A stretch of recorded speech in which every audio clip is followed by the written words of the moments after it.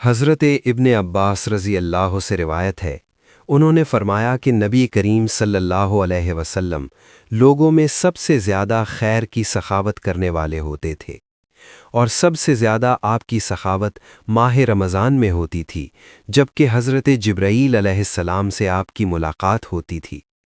حضرت جبرائیل علیہ السلام رمضان المبارک کے ختم ہونے تک ہر رات آپ سے ملاقات کرتے۔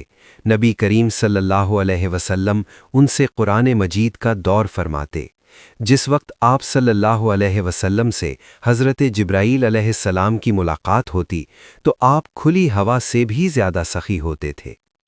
تشریح: عربی زبان میں جود اور سخا کا فرق یہ ہے کہ سخاوت کرتے وقت انسان اپنے اہل و عیال کا بھی خیال رکھتا ہے، جبکہ جود فرماتے تھے۔ ماہ رمضان میں اس لیے زیادہ سخاوت کرتے کہ اس میں ثواب دو چند ہو جاتا ہے، اور اس میں اعلیٰ عبادت یعنی روزے رکھنے کا اہتمام ہوتا ہے۔ اس کے علاوہ اس میں شب قدر بھی ہے۔ نیز اس لیے بھی زیادہ سخاوت کرتے کہ اس میں حضرت جبرائیل علیہ السلام سے آپ کی ملاقات ہوتی۔ اس سے یہ بھی معلوم ہوا کہ جب بزرگان دین کسی کے گھر آئیں تو دل کھول کر سخاوت کرنی چاہیے، جیسا کہ رسول اللہ صلی اللہ علیہ وسلم کا معمول تھا۔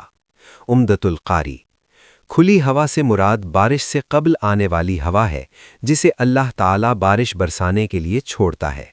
جب بارش برستی ہے تو زمین کے ہر خطے کو اس سے فائدہ ہوتا ہے۔